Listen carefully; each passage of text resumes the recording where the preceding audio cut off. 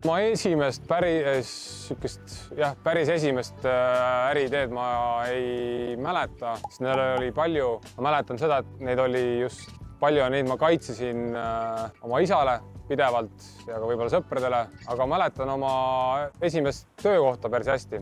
Ja see oli ajalehe müügitöö ja sinna kutsus mind sõber Silver Rooger, kes on täna üks Eesti juhtiv müügikoolitaja ja seal ma sain niisuguse hea esimese müügikoolituse või müügikogemuse ja ka selle, kogemuse, et kui unustada lehed maha, siis peab ikka päris pikka aega tasuta tööd ka tegema. Ja nüüd, kuidas Siris OÜ tekkis, no sinna jääb päris pikk eelnev aeg, aga ütleme niimoodi, et peale korvpalli otsustasin, et ma minust profisportlast ei saa.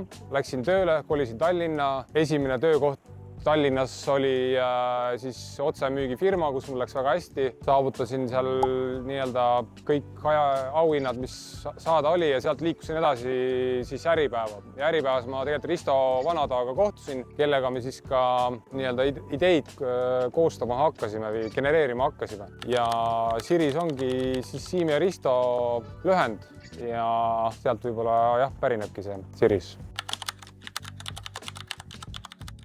Noh, see, ütleme, murdepunkt oligi, ütleme, siis kui me leidsime üksteist kui samamoodi mõtlevaid inimesi, siis me istusime paar aastat ikkagi peale tööd, genereerisime ideid ja siis tekkis üks idee, mis jäi sõelale. See oli alguses kindlustusmaakleri leht, mis vahendas nii-öelda kindlustustooteid ja kui me seal siis nii-öelda inspektsiooni läksime oma ideed kaitsema või tegevusluba taotlema, siis esimese minutiga saime teada, et me ei tea sellest alast mitte midagi. Nii et taipasime, et võiks jääda selle juurde, mida me oskame või millega me oleme kokku puutunud.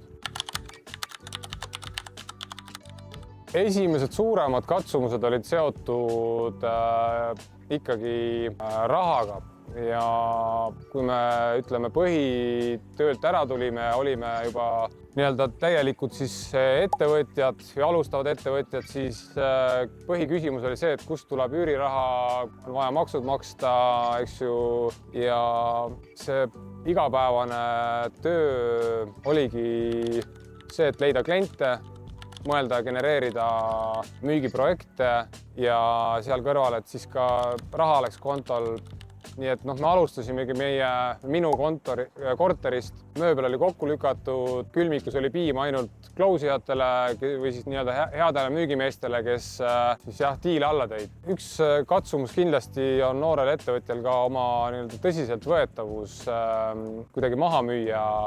Et see, mis sa räägid või lubad klientidele või ka näiteks uutele partneritele, kui sa üritad ennast müüa, et see, et sind võetakse tõsiselt, et see on kindlasti võib-olla üks suurimaid katsumusi üldse, aga tehtud töö ja töökogemus tuleb ka kindlasti abiks. Seda kahtlust on olnud vähe selle aja jooksul, et ma olen üldiselt niisugune suure pildi vaataja. Me teadsime, me tahame müüa midagi, mingid tooteid, teenuseid, mis toovad siis meie klientidele omakorda rohkem kliente tagasi. Ma arvan, et sellist, kuna me nii ühtemoodi mõtlevad inimesed olime ja ambitsioonid olid nii tugevad, siis seda kahtlust kui sellist sees ei olnud, et küll, aga kindlasti tulevad takistused, võib-olla mingid ümbermängimised, et see on üheskoos kõik lahendatav, kui kõik on samas paadis. Siris OÜ müüb siis välireklaamipindu. Kui me kunagi alustasime, müüsime kõike, mis kätte saime, et nii e-kooli inforegistris olid meil reklaampinnad, siis täna me enamus pindadest ise omame. Võib-olla viimase aja suurim laiendus on uued digekraanid siis Tallinna linna ühistransporti, sealhulgas siis ekraanid nii trammides kui bussides ja loodetavasti ka siis tulevikus trollides. Minu arvamus on see, et see on nagu kahe asja nagu sümbioos, et see oleneb kindlasti eneseusust ja see sõltub ka kindlasti teostuse praktilise poole pealt, et ma toon näite, et kui ma kunagi seal kuskil peale gümnaasiumi soovisin suure hurraaga tootma hakata puidualuseid, siis kõik idee oli paigas, koht potentsiaalsed võib-olla ka kliendid, mingi nimekirjad koos, siis sain soovituse isalt, et äkki helistaks mõnele nagu kogemusega mehele ka. Teadsin ühte tuttavat ettevõtjat, helistasin ja kuskil 1 minuti jooksul sain sisendi infot, mille tulemusel see idee siis kukkus prügikasti, et lihtsalt teinekord hoiab reaalne kõne või 2 ära väga kuudepikkuse töö. Ma olen alati olnud sihuke nagu suure pildi mees, aga sellest paraku ainult ei piisa, et ütleme nagu meilgi see murdepunkt oli, et samamoodi mõtlevad inimesed, et sihuke tugev meeskond. Teine asi, et kui me üldse nagu midagi esitleme kuskil või et siis on tegelikult ka eesmärk on anda seesama eufooria edasi, eks ju, kuulajale, mida sa ise, mida sa usud, eks ju, ja kuidas sa näed, et see asi lõpuks välja tuleb. Küll aga tihtipeale on see, et kui ainult jääb suureks pildiks, siis üldine jutt ilus ei kõneta tihti kedagi, et õnneks mu äripartner Risto on kõva detailide mees, nii et ta on suure lõviosa sellest aja jooksul enda kanda võtnud, nii et me kuidagi oleme täiustanud seda üksteisel seda poolt. Mulle endale meeldib konkreetsus, probleem, lahendus ja faktid, kuidas me teeme seda. Tihtipeale vaikus õigel kohal või fakt õigel kohal on palju löövam kui sihuke monotoonne või täis räägitud jutt, et ma arvan, et sihuke hea esitlus on, omab nii sihukest head tonaalsust, fakte ja kindlasti ka võib-olla originaalsust, et tihtipeale nagu ma ütlesin, see vaikus mõjub kuidagi löövamalt kui lihtsalt üksluine või sihuke eufooria jutt.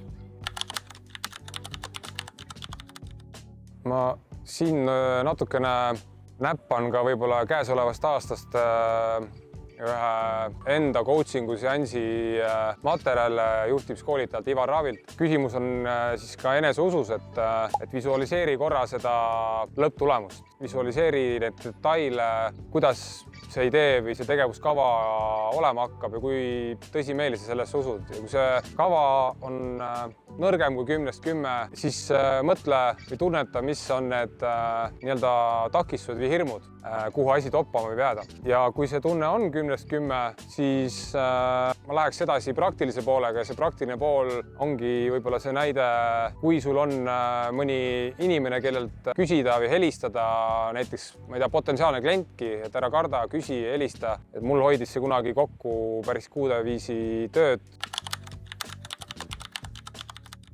Tagasisidega on selline huvitav asi, et oleneb, kes seda annab ka. Et me ise, kuna me paigaldame päris palju linnamööblit ja aja jooksul on seda tulnud igasugust tagasisidet, me üldjoontes täna võtame tagasisidena arvesse infot meie koostööpartneritelt, klientidelt, kindlasti oma kohalikelt omavalitsustelt, aga tuleb ka sellist tagasisidet, et ma ei tea, pink võiks olla või bussiootekoda võiks olla meeter siinpool või sealpool, mis ei ole adekvaatne. Et samamoodi, kui see kehtib ka uue projekti loomisel, et tasub olla ettevaatlik, kellele igast asjast rääkida, sest see eeldus, et alati, et sa loodad midagi positiivset saada sealt, see võib lihtsalt selle ära lörtsida, et kõik ei ole seal samas kohas, kus sina, kes sa tahad midagi suurt luua, midagi elu muutvat, et see võib kehtida ka pereliikmete, et kõik ei mõista seda lihtsalt võib-olla, et ka mul on neid episoode olnud, kus et ma lähen mingi äriideega, et tee ikka midagi päris asja ja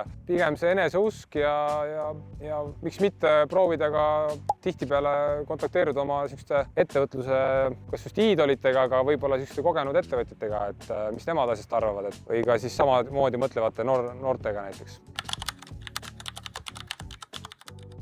Üldjuhul ütleme, läbi aastate olen võtnud endale selle seisukoha, et me kõik elame, ütleme, me oleme teinud neid otsuseid oma parimate teadmiste raamides tol hetkel ja täna ma selles osas midagi ei muudaks. Isegi kui see otsus oli kehv või mitte nii tark, siis sellest on ka mingit kasu tõenäoliselt tulnud. On nagu on.